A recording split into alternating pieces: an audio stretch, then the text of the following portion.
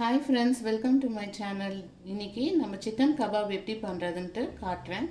தேவையான பொருட்கள் என்னன்னா வெங்காயம் 1 எடுத்துக்கறேன், கொத்தமல்லி, மைதா வந்து 4 ஸ்பூன் எடுத்துக்கணும், பச்சை மிளகாய் வந்து 1 எடுத்துக்கறேன், பூண்டு, கரம் மசாலா, சீரகத்தூள், வெறும் மிளகாய் தூள், பெப்பர் தூள் அது.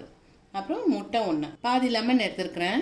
அப்புறம் சிக்கன் வந்து 500 கிராம்ஸ் எடுத்துக்கறேன். இந்த சிக்கனை வந்து நான் மிக்ஸியில் அரைச்சிட்டு எடுத்துட்டு வந்துடுறேன். ரெசிபிக்கு ஏற்ற அளவுக்கு நான் உப்பு ஆட் பண்ணிக்கிறேன். சீரகத்தூள் வந்து 1/2 ஸ்பூன் போட்டுக்கிறேன்.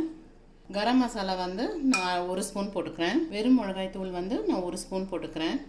பெப்பர் வந்துட்டு நான் ஒரு 1/2 ஸ்பூன் போட்டுக்கிறேன். பச்சை மிளகாய் வந்து நான் ஒரு பச்சை மிளகாய் குட்டி குட்டியாக கட் பண்ணி போட்டிருக்கேன்.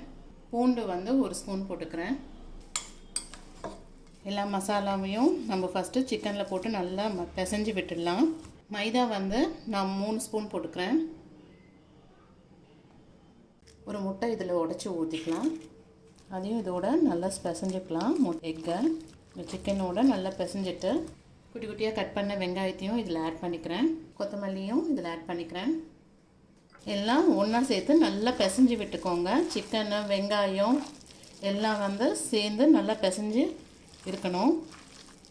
லெமன் ஜூஸ் வந்து நான் 1 ஸ்பூன் யூஸ் பண்ணிக்கிறேன்.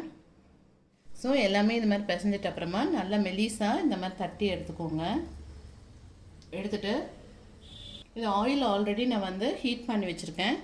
அதில் நான் அப்படியே போட்டுடுவேன்.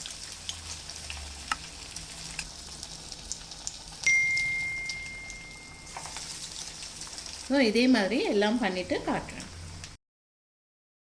பண்ணி முடிச்சிட்டேன். நான் பிளேட்டில் வச்சுட்டு காட்டுறேன். ஓகே ஃப்ரெண்ட்ஸ், சிக்கன் கபாப் பண்ணி முடிச்சிட்டேன்.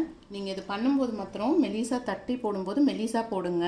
நல்லாவே மெலிசாக இருக்கணும் எல்லாமே. அப்போ தான் சிக்கன் வந்து நல்லா வெந்திருக்கும்.